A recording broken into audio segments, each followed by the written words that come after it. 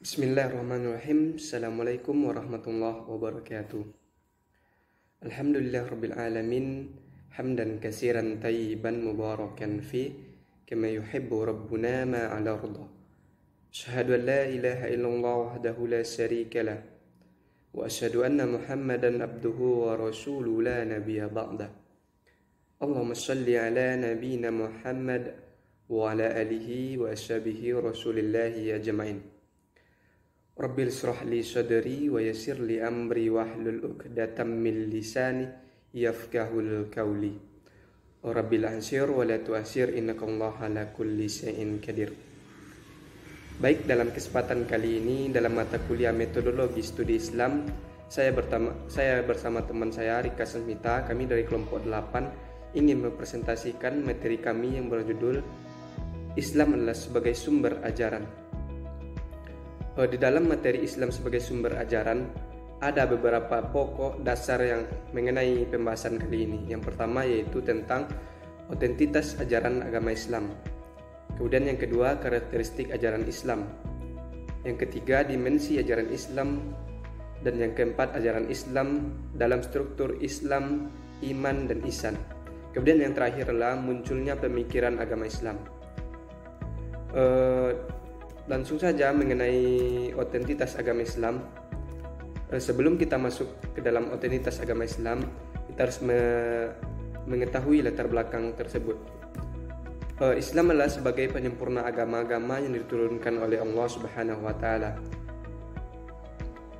Dan Islam ini mempunyai beberapa karakteristik yang mana inilah yang mampu menjaga keeksisan agama Islam.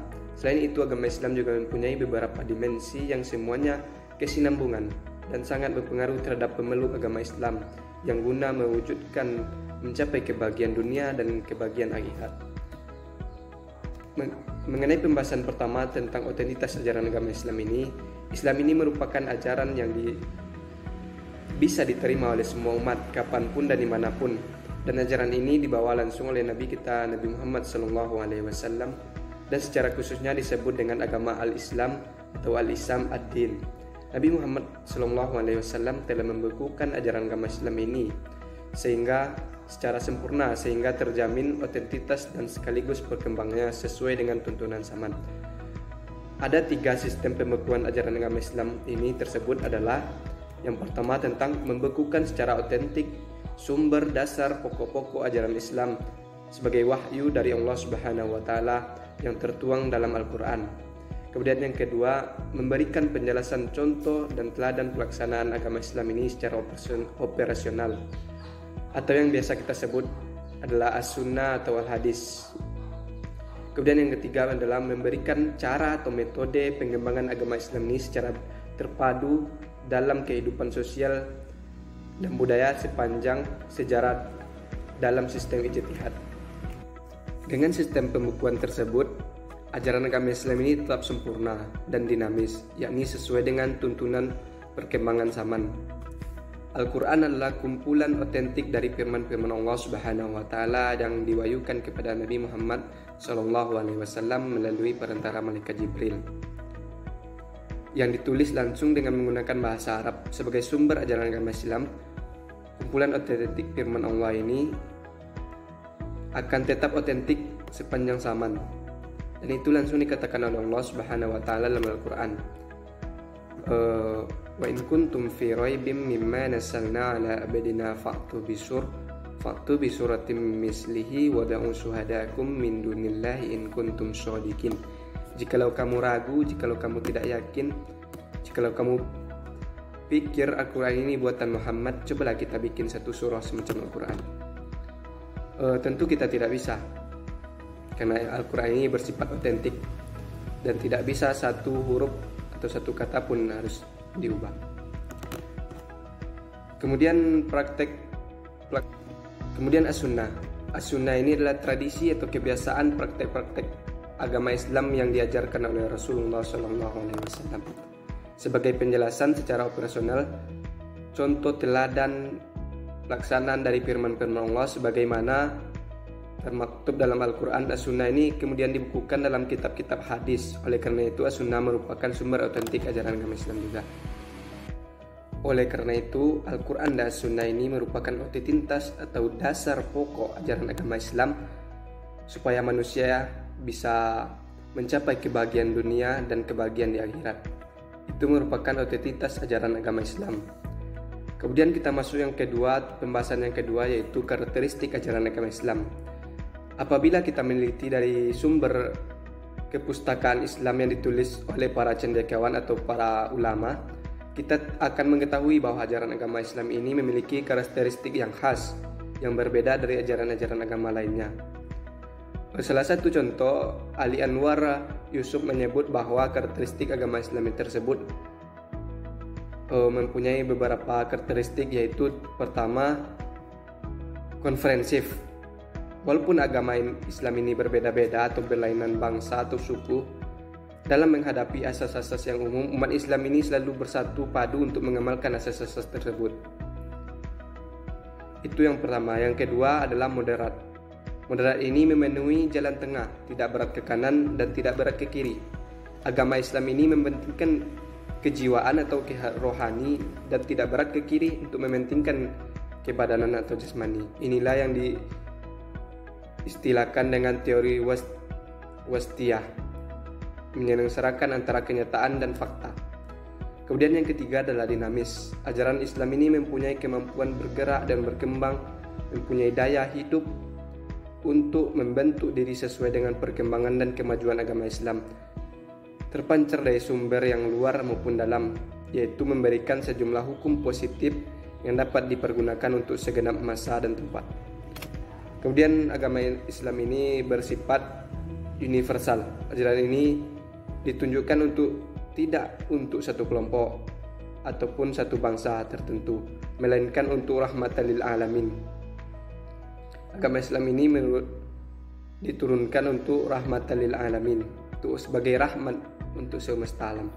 Sesuai dengan misi yang diemban oleh Rasulullah SAW, ajaran agama Islam ini diuntukkan pedoman hidup seluruh manusia untuk meraih kebahagiaan dunia dan akhirat. Dengan demikian, hukum ini disebut dengan hukum universal.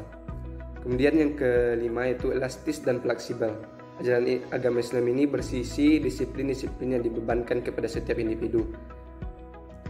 Disiplinnya tersebut diwajibkan ditunaikan dengan untuk menyelenggarakan. Jika tidak kita selenggarakan, kita akan berdosa. Apa contohnya? Sholat, puasa, zakat, dan ibadah-ibadah lainnya. Mungkin itu karakteristik agama Islam. Kemudian yang ketiga adalah dimensi-dimensi ajaran agama Islam yang akan dilanjutkan oleh teman saya Rika Sasmita. Kepada Rizka kami persilakan. Nama saya Rika Sasmita, NIM 120404213114. Baiklah, saya akan melanjutkan penjelasan dari teman saya. 3. Akhlak. Secara etimologis, akhlak adalah perangai, kebiasaan atau kelaziman dan peradaban yang baik. Dan akhlak menurut istilah ialah seperti yang dilontarkan Al-Ghazali, akhlak ialah sifat yang tertanam dalam jiwa dan yang dapat menimbulkan macam-macam perbuatan dengan mudah tanpa memerlukan pertimbangan dan pemikiran. Selanjutnya, memahami ajaran Islam dalam struktur Islam, iman, ihsan. Makna dasar Islam. Menurut ulama fikih, Islam diambil dari masdar kata yang artinya keselamatan, dan menurut istilah ialah turut kepada aturan-aturan hukum syara.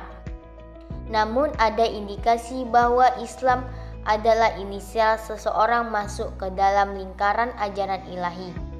Sebuah keterangan menjelaskan bahwa bagaimana orang-orang Arab Badui mengakui telah beriman, tetapi Nabi diperintahkan mengatakan kepada mereka bahwa mereka belumlah beriman, melainkan baru berislam.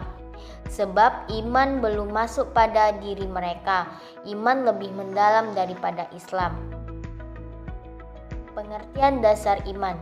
Iman secara umum yaitu percaya, khususnya percaya pada rukun iman yang 6, karena percaya pada rukun iman itu memang mendasari pada tindakan seseorang. Sudah tentu pengertian iman yang umum dikenal dengan wajar dan benar. Namun, dalam dimensinya yang lebih mendalam, iman tidak hanya cukup dengan sikap batin yang percaya atau mempercayai belaka, tetapi menuntut perwujudan lahiriah di dalam tindakan-tindakan. Pengertian dasar ihsan. Dalam sebuah hadis disebutkan bahwa Nabi menjelaskan, ihsan ialah bahwa engkau menyembah Allah seakan-akan engkau melihatnya, dan apabila tidak melihatnya, maka sesungguhnya dia melihat engkau.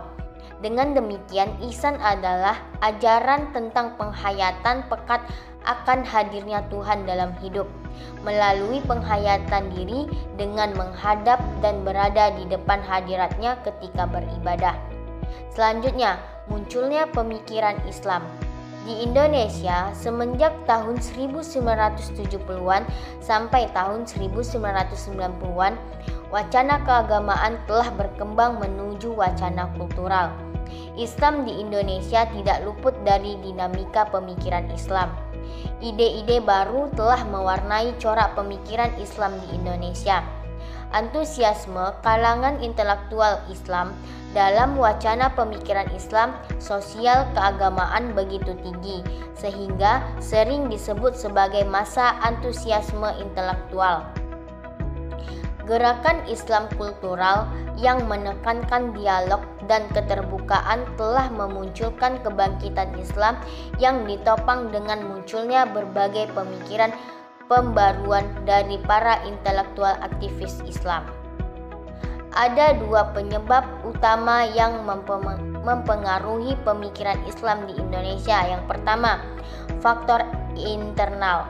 Munculnya kelompok-kelompok Islam sebagai respon umat terhadap perkembangan kehidupan, di mana kelompok-kelompok ini dengan semangat memperjuangkan Islam syariah atau Islam politik. Kedua, faktor eksternal. Terjadinya perubahan global akibat perkembangan teknologi dan informasi.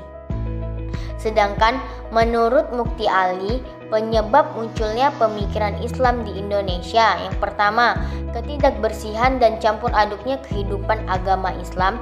Kedua, ketidakefisiennya lembaga-lembaga pendidikan agama. Ketiga, aktivitas misi Katolik dan Protestan. Keempat, sikap acuh tak acuh, malah kadang-kadang merendahkan daripada golongan inteligensia terhadap Islam. Kelima, keadaan politis ekonomi dan sosial sebagai akibat keadaan Indonesia sebagai negeri jajahan. Baik, mungkin hanya itu yang dapat kami presentasikan dari kelompok 8. Saya bersama teman saya Rika Sasmita. Terima kasih atas perhatiannya dan mohon maaf atas kesalahannya. Wabillahi taufiq wal hidayah. Wassalamualaikum warahmatullahi wabarakatuh.